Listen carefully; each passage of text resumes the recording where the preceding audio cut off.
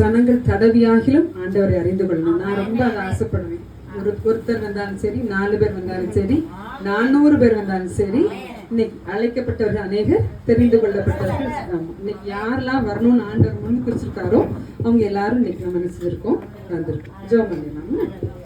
ஸ்தோத்திரம் சுவாமி, அருமையான நேரத்துக்காய் நன்றியோடு துதிக்கிறோம். ஒரு சிறு கூட்டம் இந்த பகுதியிலிருந்து உண்மை நோக்கி பார்க்க வந்திருக்கிறோம், உண்மை தேட வந்திருக்கிறோம். ஆண்டவரே, கர்த்தருக்கு பயந்தவர்களாய் கர்த்தருடைய நாமத்தை உயர்த்த அப்பா கூடியிருக்கிற இந்த கூட்டத்திலே நம்முடைய பிரசனம் இறங்கும்படி ஜெபிக்கிறோம். ஆண்டவரே, ஒரு மனிதனுடைய ஜெபத்து நிமித்தம் ஒரு கையளவு மேகம் வந்துச்சு. ஆண்டவரே, அந்த கையளவு மேகம் இந்த இடத்துல ஒரு விசை இறங்கும்படி நாங்கள் ஜெபிக்கிறோம். ஆண்டவரே, பெருமழையின் இறைச்சல் இந்த பகுதியிலே கேட்கப்படும்படியான கையளவு மேகத்தை இந்த சகோதரி மூலமா நீ கொண்டு வருகிறதற்காய் நன்றி. ஆண்டவரே, ஆண்டவரே, நீர் என்னை மறைத்து நீர் பேசுகிறதற்காய் நன்றி. அப்பா, என்னுடைய சுயமும் மாம்சமும் இதில் வெளிப்படக்கூடாது. ஆண்டவரே, பரலோகத்திலே நான் என்ன வார்த்தைகள் என் வாயிலிருந்து புறப்பட வேண்டும் என்று தீர்மானிக்கப்பட்டிருக்கிறதோ அந்த வார்த்தைகள் ஆண்டவரே இந்த நேரத்துல பகிரப்பட வேண்டும் என்று நாங்கள் ஜெபிக்கிறோம். ஆண்டவரே, நீங்கள் முன்குறித்த ஆண்டவரே இந்த வேலைக்காய் நன்றி செலுத்துகிறோம். இந்த இடத்துல நின்று யார் பிரசங்கம் பண்ணணும் டிசைட் பண்றது நீங்க சுவாமி. நீங்க முன்குறிச்ச இந்த நேரத்துக்காய் நன்றி. ஆண்டவரே, பகலின் குளிர்ச்சியான வேளையில ஆண்டவரே ஏதேன் தோட்டத்துல ஆண்டவரே உலாவின அந்த தேவன் இந்த இடத்துல இந்த பகுதியில நீங்க உலாவுகிறதற்காய் நன்றி. ஆண்டவரே, உங்களுடைய தொழுவத்தில் இல்லாத அநேக ஆடுகள் இங்க உண்டு. அந்த ஆடுகள் நம்முடைய மந்தையில் நீர் சேர்த்துக் கொள்ளுகிறதற்காய் நன்றி. அதற்கு இந்த பகுதியில சகோதரியை அப்பா ஒரு கருவியாய் பயன்படுத்துகிறீர் நன்றி. ஒரு மேய்ப்பனுடைய கோல் கொடுக்கப்பட்டிருக்கிறதற்காய் நன்றி. ஆடுகளையும் ஆட்டுக்குட்டிகளையும் மந்தையில சேர்க்கிற ஒரு சிலாக்கியத்தை சகோதரிக்கு கொடுத்திருக்கிறீங்கப்பா. ஆண்டவரே, ஸ்தோத்திரம். கர்த்தருக்கு பயந்து அவருடைய வழிகளில் பிரியமாய் இருக்கிற மகளாய் நீர் மகளை வைத்திருக்கிறீர் நன்றி. ஆண்டவரே, அப்பா ஸ்தோத்திரம். ஆண்டவரே, எத்தனை அப்பா பாடுகள் வந்தாலும் உமக்காய் எழும்பி பிரகாசிக்கிற நட்சத்திரமா இந்த பகுதியில வைத்திருக்கிறீர். ஆண்டவரே, ஆண்டவரே ஸ்தோத்திரம். அப்பா ஸ்தோத்திரம். இந்த பகுதி ஆண்டவரே உங்க நாமத்தை ஆண்டவரே உயர்த்துகிற பிள்ளைகள் ஆண்டவரை எழும்பும்படி ஜெபிக்கிறோம். ஆண்டவரே, ஸ்தோத்திரம் ராஜா, ஸ்தோத்திரம் ராஜா, ஸ்தோத்திரம் ராஜா. துதிக்கிறோம், ஸ்தோத்தரிக்கிறோம். தேவநாமம் மகிமைப்படட்டும். ஆண்டவரே, இங்க ஏறெடுக்கப்பட்ட எல்லா ஜெபங்களுக்கும் ஆண்டவரே உம்முடைய கண்கள் திறந்தவைகளும் செவிகள் திறந்தவைகளுமா இருக்கிறதற்காய் நன்றி.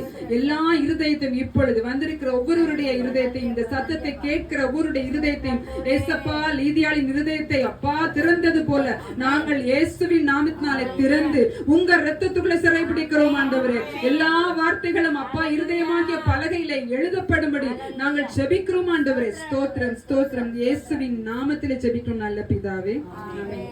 நான் பொதுவா அந்த கிறிஸ்தவ மிஷனரிஸ், அதாவது முஸ்லிம்ஸ்ல இருந்து ஆண்டவர் ஏத்துக்கிட்ட பிள்ளைங்களோட விட்னஸ் சாட்சிகளை கேட்பேன். எனக்கு அது ரொம்ப பலப்படும். எவ்வளவு வைராக்கியமா இருக்காங்க அவங்க ஆண்டவருக்குள்ள வந்திருக்காங்க. அப்ப நான் ஒருத்தருடைய இதை போன வாரம் கேட்டேன். அவர் இப்ப ஆஸ்திரேலியால இருக்காரு. ஈரான்ல உள்ள ஒரு முகமதிய நண்பர். அவர் சொன்ன சாட்சி எப்படின்னா, அவங்களுக்கு நம்மள மாதிரி பகிரங்கமா அப்படி ஆலயங்கள்ல தொழ முடியாது. அப்ப சீக்ரெட் கிறிஸ்டியனா ரகசியமா ஏதாவது ஒரு வீட்டுல கூடி ஜெபிப்பாங்க. அப்ப ஒரு போதகர் என்ன செய்வாராம், பைபிளை பத்தி விளக்கி சொல்லுவாராம். ஏன்னா அவங்க எல்லாத்துக்கும் கனவுல இயேசு பேசுறாராம். நான் தான் மெய்யான தேவன், நான் தான் மெய்யான தேவன், எழும்பி ஜெபம் அப்படின்னு சொல்ல ஆரம்பிச்ச உடனே நாங்க அந்த வேத வசனத்தை அப்படின்னா இயேசுன்னு யாருன்னே தெரியாது, நாங்க கேட்டு தெரிஞ்சுக்கிட்டோம் அப்படி சொல்றாரு. இப்ப எல்லாரும் நோட்ஸ் எடுப்பாங்கல்ல, அங்க நோட்ஸ் எடுக்க கூடாது, அந்த இடத்துல நோட்ஸ் எடுக்க கூடாது. உடனே எல்லாரும் அப்படியே அவரை பார்த்தாங்க. நாங்க அவர் சொல்றதை நெஞ்சில எழுதி வைப்போம் அப்படி. இன்னைக்கு நம்ம ஆண்டவருடைய வார்த்தையை கேட்கும்போது எங்க எழுதி வைக்க போறோம்? இருதயமாகிய பலகையில அவங்க எழுதி வச்சுப்பாங்க.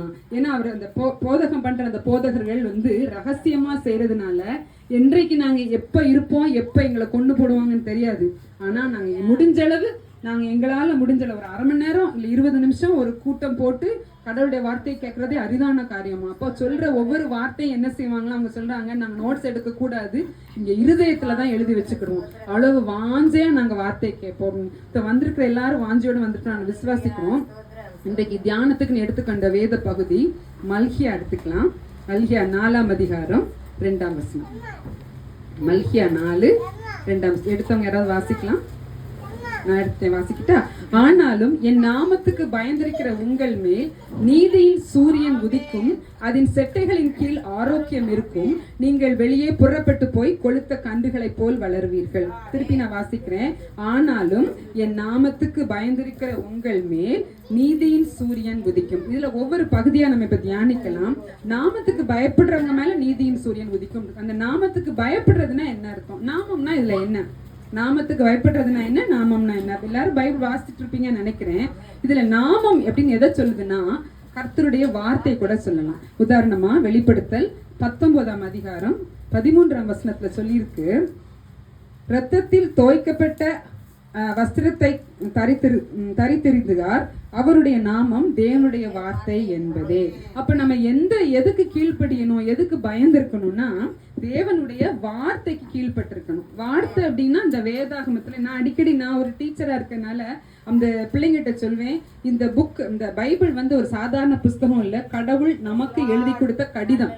என்னது? கடவுள் நமக்கு எழுதி கொடுத்த ஒரு கடிதம். இப்போ ஒருவேளை நான் வெளியூர்ல எங்கேயோ இருக்கேன், இல்ல என் கணவரோ இல்ல எங்க அம்மாவோ ஒரு லெட்டர் போட்டாங்கன்னா, இப்பதான் நம்ம போன்ல பேசுறோம். நான் ஹாஸ்டல்ல படிச்சேன், அப்ப என்ன செய்வேன்னா எங்க அம்மா எழுதின லெட்டரை பத்திரமா வச்சு எனக்கு அம்மாவை தேடும் போதெல்லாம் அந்த லெட்டர் எடுத்து வாசிச்சுட்டு அழுவேன் ஹாஸ்டல்ல இருக்கும்போது.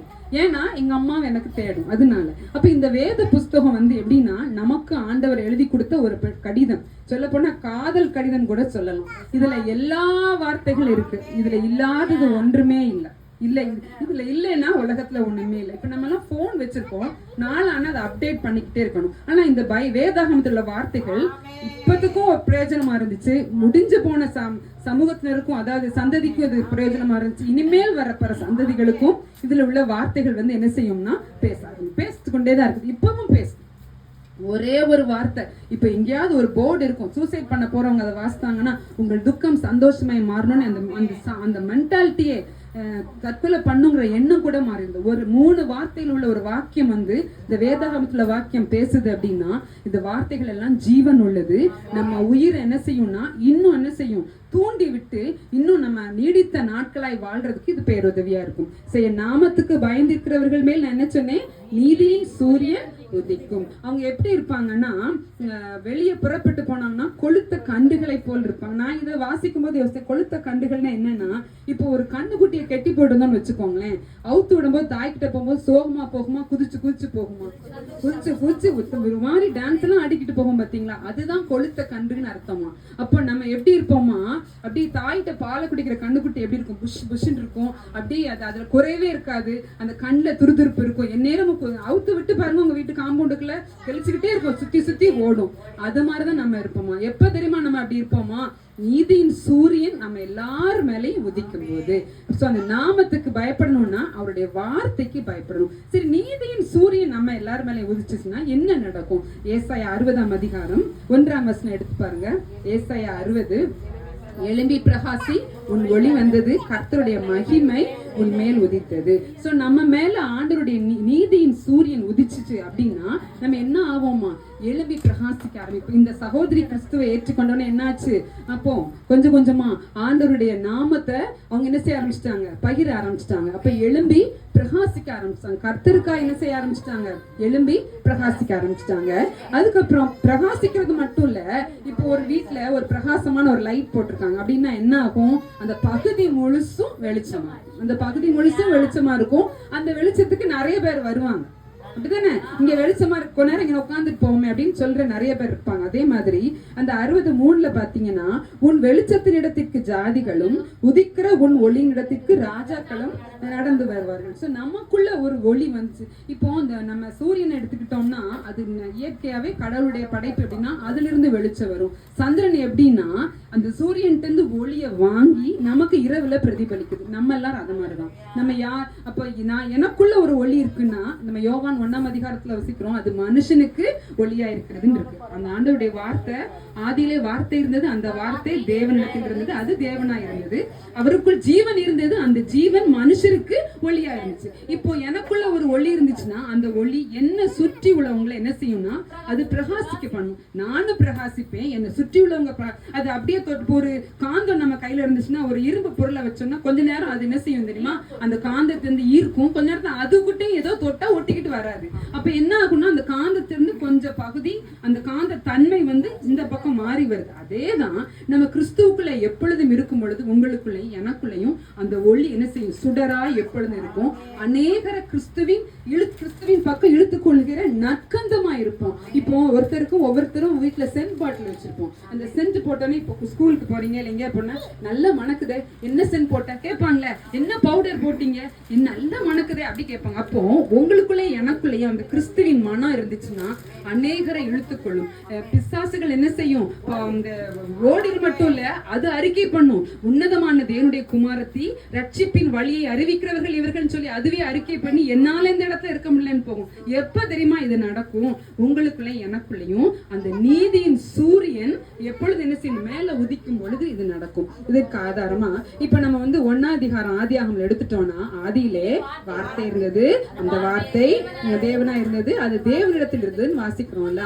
ஆமா, அதுல பாத்தீங்கன்னா தேவ ஆவியானவர் ஜலத்தின் மேல் அசைவாடினான் இருக்கு. ஆனா அதுக்கு முந்தின பகுதி பாத்தீங்கன்னா பூமியானது ஒழுங்கின்மையும் வெறுமையுமா இருந்தது, ஆழத்தின் மேல் இருள் இருந்துச்சு. ஏங்க ஆவியானவர் இருக்கும்போது இருள் இருக்குது? வார்த்தை வெளிப்படல. அந்த வார்த்தை ரொம்ப முக்கியம். பின்னால 3வது வசனத்துல பாத்தீங்கன்னா தேவன் வெளிச்சம் உண்டாக கடவுதுன்னு சொன்னாரு. வெளிச்சம் வந்த பிறதான் ஜீவராசிகள்லாம் தோன்றாரு. ஜலத்துல நிலத்துல எல்லாம் புல் பூண்டுகள். அது வரைக்கும் ஆவியானவர் தான் இருக்காரு. ஆவியானவர் இருந்தாலும் என்றைக்கு நீங்களும் நானும் தேவனுடைய வார்த்தையாகி இயேசு, அதாவது வார்த்தை மாம்சமாகி நமக்குள்ள இருக்கும் பொழுது இந்த வார்த்தை உங்களுக்குள்ள என்ன செய்யும்னா வேலை செய்யும். நான் அடிக்கடி சில வார்த்தை, எனக்கு ஒருத்தங்க ஒரு கிறிஸ்டியன் கிடையாது, கிறிஸ்டியனா கத்தோலிக்க சகோதரி, அவங்க சொல்லி கொடுத்தாங்க எதிர்மறையா பேசவே கூடாது. பொதுவா ஒரு மீட்டிங்ல எப்படி பேசும்போது அவங்க என்கிட்ட சொன்னது, சொல்லே மந்திரம், மந்திரம் என்பது ஒன்றுமில்லைன்னாங்க. நான் அதுல இருந்து யோசிச்சுக்கிட்டேன், எதிர்மறையா எதுவுமே வாயிலிருந்து நம்மளே அறிக்கையிடக்கூடாது இல்லையா? நம்ம அறிக்கையிடக்கூடாது. நம்ம எதிர்மறையா சூழல் இருந்தாலும் என் வாயிலிருந்து அறிக்கை எப்படிதான் வரணும்? எனக்குள்ள கர்த்தர் இருக்காரு. நான் ஒரு ஸ்கூல் டீச்சர்னால உதாரணம் அடிக்கடி அதில் சொல்லுவேன். கண்வலி வந்துச்சுன்னா சொல்லுவாங்க பார்த்தா வந்துடும் சொல்லுவாங்க. இப்போ என் கிளாஸ்ல ஒரு 10 பேருக்கு வந்துருச்சு. 10 பேருக்கு 10 பேர் நல்லா படிக்க பிள்ளைகள். போன வருஷத்துக்கு முந்தின வருஷம் லீவ் போட்டு வீட்டுக்கு போனா போக மாட்டாங்க, நான் பரீட்சை எழுதிட்டு தான் போவேங்க. எல்லா டீச்சர்ஸும் என்னை சத்தம் போடுறாங்க, மிஸ் நாங்கள் ஓரமா உட்காந்தாது பரீட்சை எழுதி போறேன் டீச்சர் அப்படி சொல்ல எழுதிட்டேன். ஆனா எனக்கு கண்ணு உறுத்திக்கிட்டே இருக்கு. ஏன்னா அந்த பிள்ளைங்கள்ட்ட அந்த பேப்பரை வாங்க வைக்கலாம். உடனே நான் சொன்னது அந்த எனக்கு கண் உறுத்துதுன்னு நான் யார்ட்டையும் சொல்ல மாட்டேன். எனக்கு அந்த கண்வலி வரக்கூடாது. ஆனா அந்த சிம்டம்ஸ் எல்லாம் தெரிஞ்சுக்கிட்டே இருக்கு. எனக்கு இந்த வலிக்குது, ஏன்னா எத்தனை முன்னால வந்திருக்கு இல்லையா, கடவுளே எனக்கு தெரியுது. ஆனா நான் என் வாயை திறந்து எனக்கு கண் உறுத்துது, எனக்கு வலி வரப்போது நான் சொல்ல மாட்டேன். இது நான் சொல்லாம இருக்கேன், நீங்க சூழ்நிலையை மாத்திட்டாங்க. உண்மையாவே சொல்றேன், 2 நாள் என் கண்ணு அப்படி என்னெல்லாமோ செஞ்சுச்சுன்னா, நான் பள்ளிக்கூடமோன்னு என் பிள்ளைகளை படிக்க வைக்கணும், எனக்கு தொந்தரவு பண்ணக்கூடாது சொல்லிக்கிட்டே இருந்தேன். எப்படி வந்துச்சோ அப்படியே பெருசு, கண்வலியே வரல. இப்ப இதுல இருந்து நான் எனக்கு ஆண்டவர் கற்றுக் கொடுத்த பாடம், எதிர்மறையான வார்த்தைகள் என்ன செய்யக்கூடாது, வாயில இருந்து வரக்கூடாது. என்ன இருள் இருந்தாலும் என் வாயில உங்க வாயில வெளிச்சம் உண்டாக கடவுள். நம் ஆண்டவர் தான் சொல்லணுமா, நம்ம சொல்லணும். ஒருவேளை அவங்க வீட்டுல ஒரு பிள்ளை கடவுளை ஏற்றுக்கொள்ளாம இருக்கலாம், அந்த பிள்ளை பேரை சொல்லி வெளிச்சம் உண்டாக கடவுள். அந்த மகள் இல்ல மகன் இல்ல கணவர் இல்ல மாமனார் இல்ல மாமியார் அவங்க பேரை சொல்லி வெளிச்சம் உண்டாக கடவுள். கட்டாயம் நிச்சயம் அந்த ஆண்டவர் என்ன செய்வார்னா அந்த வார்த்தையை கனப்படுத்துவார். உடனே நடக்காட்டலும் கட்டாயம் அந்த வெளிச்சம் உள்ள போனா இருள் வெளியே போய் தான் ஆகணும். அப்ப வெளிச்சம் உண்டாக கடவுதுங்கிற வார்த்தை எவ்வளவு முக்கியமோ அந்த வார்த்தையை